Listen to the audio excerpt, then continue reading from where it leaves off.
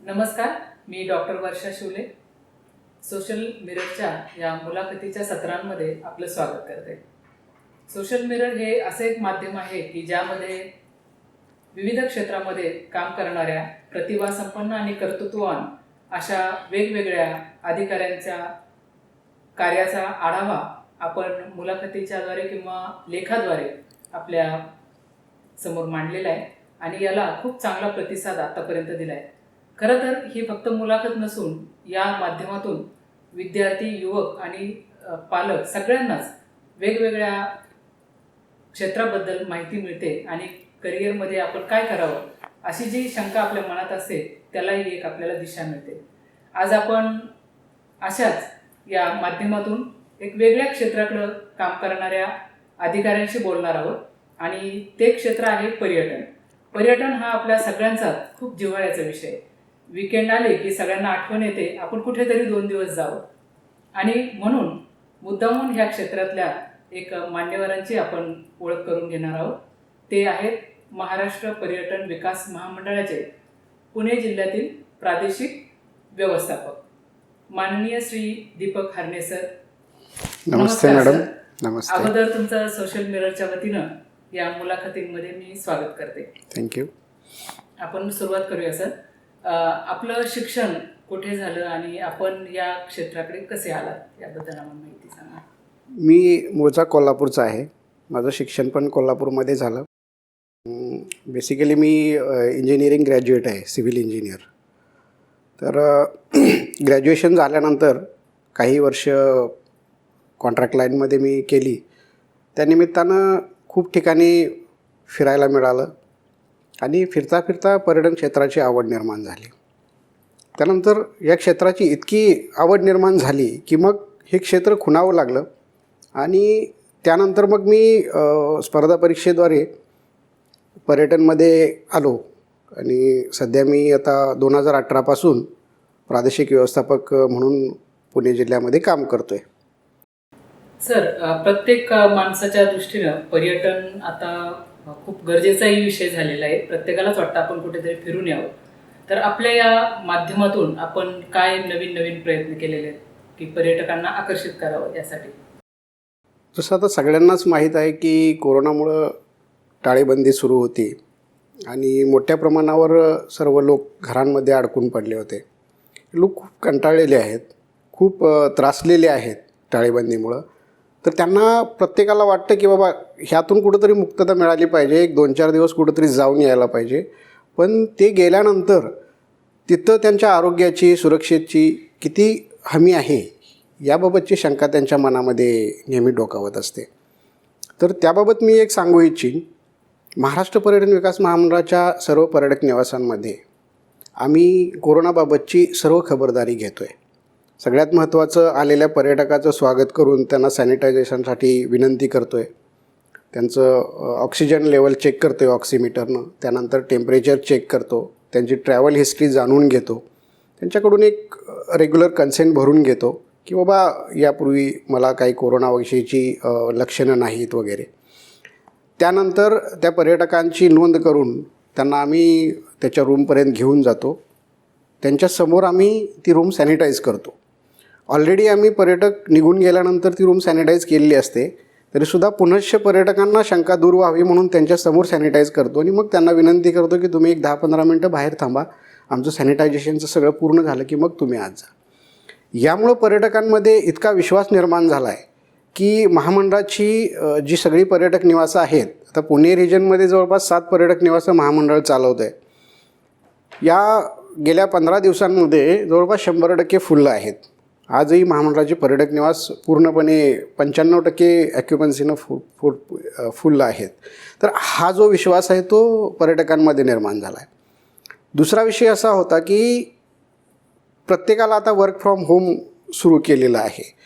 पण work from home किती दिवस करणार, घरात किती दिवस बसणार, बाकीच्या गोष्टींचा त्रास आहेत. तर मग यावर मी एक संकल्पना स्वतःच ही मांडली होती. आमच्या व्यवस्थापकीय संचालकांशी पण मी त्याबाबत बोललो की सर आपण वर्क फ्रॉम होम लोक करतायत, तर आपण वर्क फ्रॉम नेचर काय यांना सुविधा देऊ नये. महाराष्ट्र पर्यटन विकास महामंडळाची सगळी पर्यटक निवासं ही निसर्गाच्या सानिध्यात आहेत. काही समुद्रकिनारी आहेत, काही किल्ल्यांच्या पायथ्याशी आहेत, काही प्राचीन मंदिरांच्या जवळ आहेत. तर सगळी ऐतिहासिक ठिकाणं, रमणीय ठिकाणं, निसर्गरम्य किनारे, समुद्रकिनारे यांच्या ठिकाणी असल्यामुळं आम्ही जिथं शक्य असेल तिथं पर्यटकांना वायफायची सुविधा देतो आहे. त्यामुळं काय होतं की पर्यटकाला घरात बसून काम करण्याच्या ऐवजी अरे बाबा चला मग पर्यटक निवासामध्ये बसू, आपण फॅमिलीसहित बाहेर राहण्याचा आनंदही मिळेल, कामही होईल. ही जी संकल्पना आहे ही खूप मोठ्या प्रमाणावर चालली आहे आत्ता सध्या. हां, काही ठिकाणी आम्ही जिथं म्हणजे इंटरनेटच्या रेंजचा प्रॉब्लेम आहे त्या ठिकाणी आम्हाला थोडेसे प्रॉब्लेम येत आहेत, पण त्यावरही आम्ही BSNLची प्रत्येक ठिकाणी रेंज आहे तर ते वायफाय सुविधा द्यायची प्रयत्न करतो आहे. आणि परवाच आपण म्हणजे गेल्या 5 डिसेंबरला कोयनानगरचं रिसॉर्ट सुरू केलं. तर त्या ठिकाणी जे आमचे पहिले पर्यटक होते ते लकीली IT फील्डमधले होते, त्यांच्या हस्तेच आम्ही उद्घाटन केलं. त्यांना ती संकल्पना इतकी आवडली, त्यांना एक आम्ही वायफायचं डोंगल दिलं होतं आणि ती त्यांच्या परिवारासहित आले होते. ते 4 दिवस तिथंच राहिले आणि त्यांनी ती वर्क फ्रॉम होमचा चांगला लाभ घेतला. तर त्यामुळं पर्यटक खुश होत आहेत, नवीन नवीन संकल्पना येत आहेत. आता destination wedding, pre wedding shoot ह्या गोष्टी पण आता रुजत आहेत. तर आम्ही डेस्टिनेशन वेडिंग पण प्रोव्हाइड करतो आहे. प्री वेडिंग शूटसाठी पण आमची पर्यटक निवासं उपलब्ध करून देतो आहे. त्यामुळं पर्यटकांमध्ये खूप चांगला प्रतिसाद मिळत आहे त्याचा. खूप चांगलं सांगितलं सर, कारण आता कोरोनाच्या या लॉकडाऊनच्या काळात सगळेजण कंटाळलेच होते घरात बसून, आणि तुम्ही खूप चांगला पर्याय म्हणजे लोकांसाठी उपलब्ध करून दिला आहे. आताच आपण बोलता बोलता सांगितलं की 7 पर्यटन स्थळं आपण विकसित केली महाराष्ट्रामध्ये. खरं तर महाराष्ट्र सगळ्या गोष्टींनी समृद्ध आहे, म्हणजे मोठा समुद्रकिनारा आहे आणि सगळ्या म्हणजे गड किल्ले सगळे. तर त्या 7 पर्यटन स्थळांविषयी आम्हाला माहिती सांगा. थोडंसं मी करेक्ट करेल. ही 7 पर्यटक निवासं मी फक्त पुणे रिजनमध्ये म्हटली. ऑल ओव्हर जर महाराष्ट्र म्हटलं तर 85 ठिकाणी महाराष्ट्र पर्यटन विकास महामंडळाची पर्यटक निवासं आहेत. त्यातली 23 महामंडळ चालवत आहे साधारणपणे. तर पुणे रिजनमधली जी 7 आहेत ती महाबळेश्वर, माथेरान, माळशेज घाट, लोणावळ्याजवळ कार्ला, पानशेत, भीमाशंकर आणि कोयनानगर अशी 7 ठिकाणी आहेत. तर महाबळेश्वर तरी थंड हवेचं ठिकाण आहे, सगळ्यांना माहितीच आहे. माथेरानही थंड हवेचं ठिकाण आहे. माळशेज घाट पण खूप चांगल्या प्रकारचं निसर्ग सौंदर्य तिथं आहे. लोणावळा आहे. पानशेतच्या ठिकाणी डॅमच्या तिथंच आपलं रिसॉर्ट आहे. तर तेही खूप निसर्गरम्य ठिकाणी आहे. आणि प्रत्येक ठिकाणी आपण पर्यटकांना रेस्टॉरंट, इंटरकॉम, TV या सुविधा तरी देतच आहोत. आणि भीमाशंकरसारख्या ठिकाणी जे आपलं रिसॉर्ट आहे ते खूप मोठं रिसॉर्ट आहे. 90 रूमचं जवळपास 92 रूमचं रिसॉर्ट आहे. तर जे परराज्यातून येणारे जी पर्यटक आहेत, देवदर्शनासाठी जे भक्त आहेत, त्यांच्यासाठी खूप चांगल्या प्रकारची तिथं सोय झालेली आहे. महाबळेश्वरमध्ये 120 रूम आहेत, ते तर खूप छानच आहे, त्याला काही नाही. कोयनानगरचंही तुम्ही आता सांगितलं की लेक रिसॉर्ट. हो, कोयनानगरचं आहे. ते कोयनानगरच्या सगळ्या रूममधून डॅमचा व्ह्यू दिसतो. म्हणजे त्याच्या बाल्कनीत गेलं की पुढं डॅम दिसतो, अथांग पाणी पसरलेलं दिसतं आणि सगळी निसर्गराजी आहे. मी आपल्याला एक आवर्जून सांगेन, ज्यावेळी मी कोयनानगर 5 तारखेला सुरू केलं, माझी नेहमी मी ज्या ठिकाणी जातो पर्यटकांशी संवाद साधायचा प्रयत्न करतो. हां ठीक आहे, ते बिझी असतील तर नाही, पण जर मी संवाद साधला आणि ते जर बोलले तर मग त्यांच्याशी चांगला परिचय करून घेतो.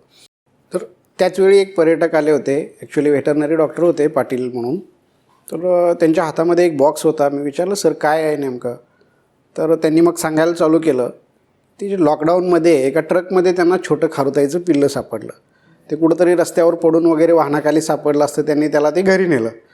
त्यांची छोटी कन्या होती, तिनं ते खूप चांगल्या प्रकारे सांभाळलं. 4 महिन्याचं मोठं झालं. ते खूप ठिकाणी फिरले की ते पर्यटक, ते जे पिलू आहे खारुताईचं, ते निसर्गाच्या सानिध्यात सोडायचं, त्याच्या घरी जाईल ते. पण त्यांना असं ठिकाणच सापडलं नाही. ज्यावेळी ते कोयनानगर पर्यटक निवासामध्ये आले आणि तिथलं वातावरण बघितलं, तिथं निसर्गरम्य परिसर बघितला आणि तिथं जे दुसऱ्या खारुताई फिरणाऱ्या बघितल्या, त्यावेळी त्यांना वाटलं की बाबा आता हेच तिचं घर आहे. आणि त्या ठिकाणी त्यांनी ते पिलू सोडलं त्या जंगलामध्ये.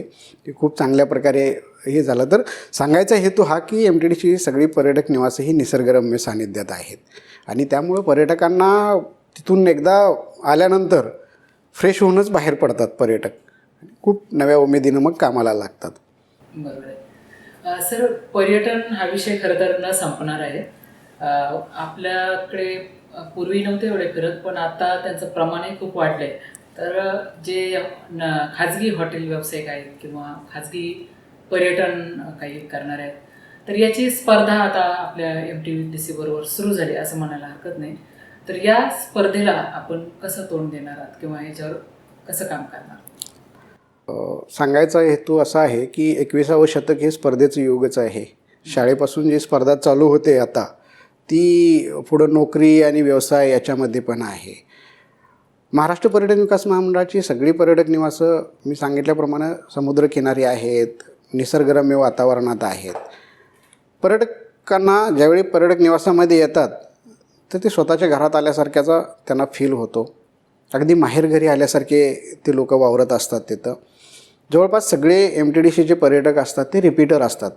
2 वेळा 4 वेळा येऊन जातात, तरी त्यांचं समाधान होत नाही आहे या पर्यटक निवासांमध्ये राहिल्यास. त्यामुळं स्पर्धा अशी MTDCची कुणाबरोबर नाही आहे. पण दुसरं असं आहे की MTDC ही एक नोडल एजन्सी आहे महाराष्ट्र शासनाची. त्यामुळं प्रत्येकाची स्पर्धा न करता त्या सर्वच आपल्या पर्यटन व्यावसायिकांना आपल्याबरोबर घेऊन जायचं आहे. आणि त्या दृष्टीनं आपण प्रयत्न करतो आहे. प्रत्येक जी डेस्टिनेशन्स आहेत त्या ठिकाणी पर्यटकांना बेसिक सुविधा जसं की टॉयलेट्स, पाणी, पार्किंग ह्या समस्या भेडसावत आहेत. तर त्या समस्या कशा दूर करता येतील आणि पर्यटन व्यवसाय कसा वाढीस लागेल यासाठी महाराष्ट्र पर्यटन विकास महामंडळ प्रयत्न करते. आता सांगायचा एक दुसरा बाब अशी की समजा महाबळेश्वरसारख्या ठिकाणी MTDCच्या 120 साधारणपणे रूम आहेत, पण 120 रूममध्ये काही इतके पर्यटक आपण सामावू शकत नाही. त्यामुळं त्या पर्यटकांना दुसऱ्या ठिकाणी जागा उपलब्ध करून देणे, त्यांच्या अकोमोडेशनची व्यवस्था करणे ही जबाबदारीसुद्धा पर्यटन महामंडळाची आहे. त्या दृष्टीनं पर्यटन विकास महामंडळानं काही योजना पण आखलेल्या आहेत. उदाहरणार्थ न्याहारी निवास योजना, महाभ्रमण योजना. न्याहारी निवास योजनेच्या अंतर्गत तिथल्या लोकल जे स्थानिक आहेत त्यांना त्यांच्या घरामध्ये 2-3 रूम जर स्पेअर असतील, रिकाम्या असतील, तर त्या पर्यटन व्यवसायासाठी वापरू शकतात. त्यासाठी शासन त्यांना मदत करतं आहे, MTDC सर्टिफाय करतं आहे. आणि त्यामुळं त्यांना बऱ्याच टॅक्सेसमध्ये आणि बऱ्याचशा ह्याच्यामध्ये कन्सेशन मिळतं, सवलत मिळतं. त्यामुळं एकतर स्थानिकांना रोजगार उपलब्ध होतो आहे आणि सर्वसामान्यांना त्या ठिकाणी रूम्स वगैरे अवेलेबल होत आहेत. नाहीतर मग होतं कसं की सीझनमध्ये बऱ्याचशा हॉटेलचे रेट एकदम गगनाला भिडलेले असतात आणि त्यावेळी सर्वसामान्यांना परवडत नाहीत. तर त्या सर्वसामान्य लोकांची पण सोय व्हावी, न्याहारी आणि निवास म्हणजे त्यांच्या जेवणाची आणि राहायची सोय व्हावी, ह्या दृष्टीनं ती योजना आहे. दुसरी योजना आहे महाभ्रमण, की ज्याच्यामध्ये शेती आणि साहसी क्रीडा अशा प्रकारचा अंतर्भाव होतो आहे. की ज्याची शेती आहे त्या ठिकाणी त्यांना जर पर्यटन व्यवसाय केला तर त्यालाही शेतकऱ्याला फक्त शेतीच्या उत्पन्नावर अवलंबून न राहता बाकीच्या गोष्टींमधून उत्पन्न मिळेल. अशा प्रकारे शासन सर्वांना बरोबर घेऊन जाते आणि ही जी स्पर्धा आहे ती हेल्दी स्पर्धा आहे. बरोबर आहे सर. आणि सर, पर्यटनामध्ये खरं तर म्हणजे पर्यटकांची व्यवस्था होते, पण अनेक रोजगाराच्या संधी त्या ठिकाणी उपलब्ध असतात. पण आता लॉकडाऊनचा हा पिरियड होता, त्यामध्ये सगळेच व्यवसाय बंद पडले होते. तर त्याच्यामध्ये या संकटावर कशी तुम्ही मात केली आणि आता लॉकडाऊन संपल्यावर परत पुन्हा एकदा पर्यटकांना आकर्षित करण्यासाठी आपण काही विशेष प्रयत्न करणार आहात? जरी लॉकडाऊनमध्ये सगळ्या गोष्टी बंद असल्या तरी आमचे कर्मचारी बंद नव्हते. आमची कर्मचारी स्वच्छता हीच सेवा हे ब्रीदवाक्य घेऊन काम करत होते. प्रत्येकाच्या आम्ही ड्युट्या लावल्या होत्या. 2 दिवसांनी 4 दिवसांनी वगैरे ते यायचे. आमचे संपूर्ण रूम्स आहेत त्या साफसफाई रोजच्या रोज चालायची. परिसराची साफसफाई, टॉयलेटची साफसफाई, लिननची साफसफाई, सॅनिटायझेशन ह्या गोष्टी अव्याहतपणे चालू होत्या. काही ठिकाणी आता महाबळेश्वरसारख्या ठिकाणी धुकं वगैरे येतं, त्यामुळे कलर वगैरे खराब होतो. तर त्या कलरचं काम करून घेणे, किरकोळ ज्या गोष्टी आहेत त्या गोष्टी सगळ्या व्यवस्थित करून घेणे, अशा प्रकारची कामं आम्ही न थांबता केलीत. त्यामुळं आता आमची सगळी पर्यटक निवासे ही पर्यटकांसाठी सज्ज झालीत. पर्यटकांना आपण या गोष्टीची खात्री दिली की तुम्ही इथं आलात तर तुमच्या आरोग्याला कुठल्याही प्रकारचा धोका होणार नाही. तुमचं आरोग्य सुरक्षित राहील. तुम्हाला चांगल्या दर्जाचं उत्तम दर्जाचं जेवण मिळेल. या ठिकाणी तुम्हाला जर बाहेर फिरायला जायचं असेल तर त्या सगळ्या सोयी तुम्हाला माहिती दिली जाईल. समजा एखाद्या पर्यटकाला काही आरोग्याविषयीच्या तक्रारी असतील तर त्यांना आपण डॉक्टरची सेवासुद्धा उपलब्ध करून दिली. आणि ह्या सगळ्याची माझ्यामध्ये मी तरी खूप प्रसिद्धी केली.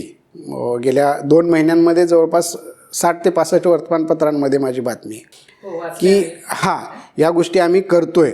आणि पर्यटकांना त्याची इतकी खात्री पटली की पर्यटक आपोआप त्यांची पावलं टुरिझमकडे वळायला लागलेत, आमच्या पर्यटक निवासांमध्ये वळायला लागलेत. त्या दृष्टीनं आम्ही असं हे केलं की शासनानं ज्या काही गाईडलाईन्स घालून दिल्या त्याचं काटेकोरपणे पालन करून छोटेखानी सांस्कृतिक कार्यक्रम, काही जादूचे प्रयोग किंवा तिथले लोकल काही कला आहेत, संस्कृती आहे, त्यांना आम्ही व्यासपीठ उपलब्ध करून दिलं. त्या लोकल लोकांनी त्यांचे कार्यक्रम सादर करायचे. पर्यटकांनी कोरोनाच्या याचं पालन करून ते कार्यक्रम बघायचे. म्हणजे दिवसभर जर पर्यटक फिरला तर तो संध्याकाळी थकलेला असतो, त्याला काहीतरी मनोरंजनाचे कार्यक्रम दिले तर तो खूप चांगल्या प्रकारे सुट्टी एन्जॉय करतो. आणि असं हे केल्यामुळं पर्यटक खूप वळायला लागलेत. डेस्टिनेशन वेडिंग आपण चालू केलं आहे. प्री वेडिंग शूट चालू केलेलं आहे. आणि अशा प्रकारे पर्यटकांना आपण आकर्षित करतो आहे सध्या. दुसरा विषय असा आहे की कोरोनामुळं जवळपास फॉरेन टूर लोकांच्या पूर्णपणे बंद झालेत. तर आमचं जे नियोजन आहे तर हा जो टुरिस्ट आहे, जो बाहेर जाणारा होता, त्याला देशांतर्गत पर्यटनावर कसं वळवता येईल, त्याला महाराष्ट्रामध्ये कसं आणता येईल, महाराष्ट्राची जी संस्कृती आहे ती सगळ्यांपर्यंत कशी पोचवता येईल, या दृष्टीनं आमचे प्रयत्न चालू आहेत. आणि आत्ता आम्ही जो टुरिस्ट नजरेसमोर ठेवला आहे तो फक्त भारतीय टुरिस्ट ठेवलेला आहे. फॉरेनचा टुरिस्ट सोडलेला आहे. जो फॉरेस्टला जात होता त्यांना वळवून आपण महाराष्ट्रात आणायचं आहे. आणि अशा प्रकारे आपलं काम चालू आहे सध्या. सर, भविष्य काळात या पर्यटन क्षेत्राच्या पुढे काय काय आव्हान आहे? सगळ्यात मोठं आव्हान आहे ते आरोग्य आणि स्वच्छतेचं. तर आरोग्याविषयीच्या सगळ्या बाबी काटेकोरपणे पाळल्या गेल्या पाहिजेत. सॅनिटायझेशन आणि बाकीच्या गोष्टी ज्या आहेत त्या गोष्टी पूर्णपणे तंतोतंत पाळल्या गेल्या पाहिजेत. दुसरी गोष्ट आहे स्वच्छतेची. जर स्वच्छता नीटनेटकी असेल तर त्या येणाऱ्या टुरिस्टला पण ते वातावरण एकदम चांगलं वाटेल. आणि हे करत असतानाच आपण निसर्गाचं पण भान ठेवलं पाहिजे. निसर्गामध्ये प्लास्टिकचा वापर कमी केला पाहिजे. इतर ज्या गोष्टी निसर्गाला हानिकारक आहेत त्या कमी केल्या पाहिजेत. आणि निसर्गाचा जर तसा आनंद घेतला तर पर्यटन हे नक्की वाढणार आहे. आणि आत्ता तरी खूप वाढणार आहे. कारण टाळेबंदीमुळे लोकांमध्ये जो काय म्हणतात फ्रस्ट्रेशन आलेलं आहे ते पर्यटनामुळं कमी येणार आहे. योग्य सांगितलं सर. कारण आता इतके लोक कंटाळलेत की ते मानसिक अस्थिर झालेले आहेत. आणि ते मनशांती मिळण्यासाठी त्यांना असं जावं वाटतं कुठेतरी, 2 दिवस शांतपणे थांबावं. सर, अनेक विद्यार्थी आहेत की ते नवीन उद्योगाकडे त्यांना यावंसं वाटतं. काही युवकांना जर असं वाटत असेल की आपण पर्यटन क्षेत्रामध्ये उद्योग व्यवसाय करावा तर त्यासाठी कोणकोणते कोर्सेस आपल्याकडून घेतले जातात किंवा उपलब्ध आहेत आणि त्यांच्यासाठी काय तुम्ही सल्ला द्याल? सगळ्यात महत्त्वाचं म्हणजे पर्यटनाची आवड पाहिजे. कोणत्याही क्षेत्रात करिअर करायचं झालं तर त्या क्षेत्राची आवड असणं खूप गरजेचं आहे. मग बाकीचे बरेचसे कोर्सेस आहेत. आपण महाराष्ट्र पर्यटन विकास महामंडळ कॅटरिंग कॉलेज पण चालवत आहे. Hotel management and catering college सोलापूरमध्ये. सध्या कोरोनामुळं बंद आहे ते, पण त्या ठिकाणी आपण 2-4 बॅचेस आपल्या झाल्या. म्हणजे खेड्यातली जी मुलं आहेत त्यांना आपण हॉटेल मॅनेजमेंटचं प्रशिक्षण देतो आहे. तिथं मग वेगळे वेगळे कोर्सेस आहेत. फ्रंट ऑफिस मॅनेजमेंट, हाऊसकीपिंग आणि बाकीच्या गोष्टी. त्यामध्ये कोर्सेस भरपूर आहेत. फक्त पर्यटन क्षेत्रामध्ये नाव करण्याची आणि करिअर करण्याची आवड निर्माण झाली पाहिजे. ती आवड असेल तर कुठलंही करिअर अशक्य नाही. सर, पर्यटनाविषयी आणि भविष्यातल्या आव्हानांविषयी आपण खूप छान माहिती दिली. त्याचबरोबर आजच्या या मुलाखतीचा खरं तर जे नवीन उद्योग व्यवसाय करणारे युवक युवती आहेत त्यांच्यासाठी यातून खूप मोलाचं मार्गदर्शन घडणार आहे. आपण आपला बहुमूल्य वेळ काढून या पर्यटनाविषयी आपल्या खूप चांगली माहिती आपण सांगितली. त्याबद्दल सोशल मिररच्या वतीनं मी आपले धन्यवाद.